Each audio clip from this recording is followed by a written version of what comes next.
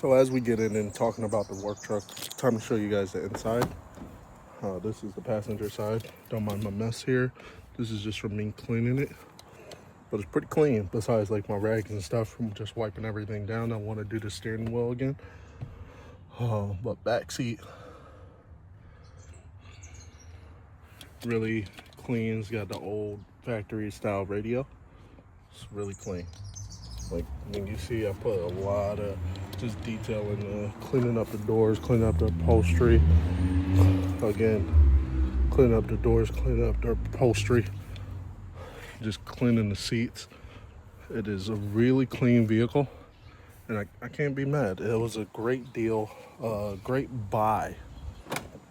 So who could complain when you're getting free stuff or getting a limited deal, get a nice long bed with the ladder rack attached to it? You can't complain when you're getting a buy, right? So now, like as you see the back of it, I removed most of his logo. I still gotta get the heat gun to remove the rest of it. But other than that, F-154, it's pretty sturdy, looks good, body looks good, no rust. I just want to remove this for our area code. It's got the US DOT on there.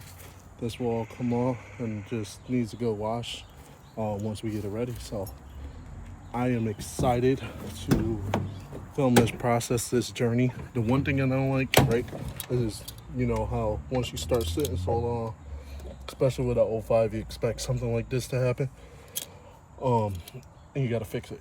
So I'm wondering, because it's just a work truck, should I just do a regular seat cover, or should I get the seat replaced, like go to the junkyard, spend like 40-50 bucks, get the new seat on there? But I don't know what I want to do yet. That is the only thing I'm having trouble with, that I haven't figured out whether I want to replace it, because this is the only seat that's damaged and really it's just ripped. But for aesthetically, for me, it's one thing that just bothers the heck out of me. Because of that rip, I can still will have in my mentality is like, it's ripped, right? So I'm wondering, should I just replace the seat? Should I just put a seat cover over it, like a really thick seat cover, so you don't feel anything? You don't feel it now sitting on it regular, but I want to throw seat covers on it, so when I go or I come from cutting the customer's grass, I can just easily just jump in the truck, good to go. I'm gonna get some weatherproof floor mats, either cut in or mow in, and then eventually I want to talk about getting a plow added on to the front of it. But doing any of those, I'm thinking of just literally probably getting that seat replaced. So I want your thoughts on like what's the best option. Got my extension cord in here for me doing some work. All in all, it's a pretty clean truck. You really can't complain. Like, I cannot be disappointed that I went out, made a deal with the guy, took the truck home, got it home the next day. I cannot be disappointed in what I bought.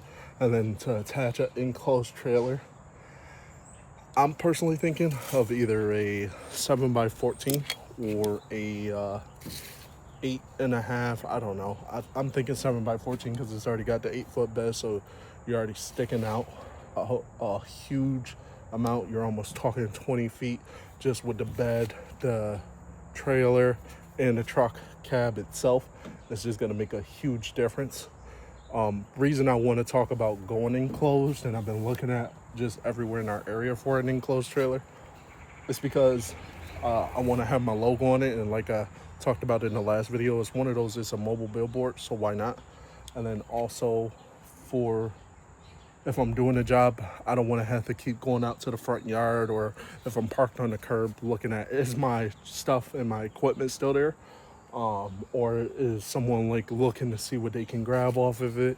I'd rather have the enclosed trailer, close it up with the mobile cargo door, and just walk away from it anytime I need something, and just go on from there until we figure it out. I've even considered and talked to a couple of people about like how they like the all-in-ones and how they do everything with just like getting a box truck with a lift gate or a ramp. So those are things I consider too. I talked about a lot of stuff really, and just thinking over my options, because I want to get rolling, get the logo on this going out of this winter. So in springtime, I could just hit the streets and just start going door to door, reaching up to all my customers I cut this summer. And just word of mouth, word of mouth. That is the number one promotion to me.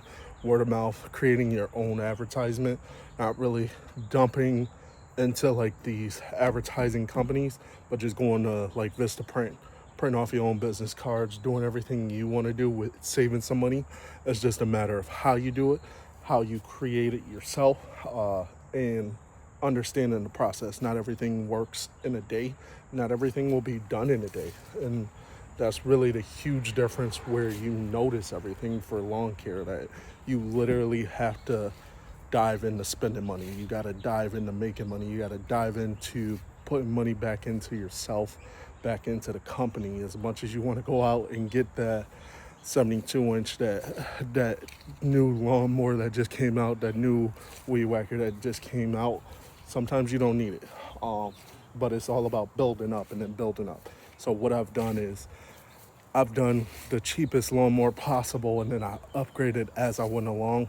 So now on my fleet, my zero turn is Toro, and then my push mower, if I got to get in the gate, because my zero turn is a lot bigger than your average 36-foot gate, 36-inch gate, I just end up using a push mower in the backyard. Self-propelled. Toro gets me in and out. And then I usually weed whack with just my Echo weed whacker. But it's all about just finding the equipment and the budget that works for you. Don't go to a dealership or a mower dealership and let them talk you into spending more and more money that you don't need.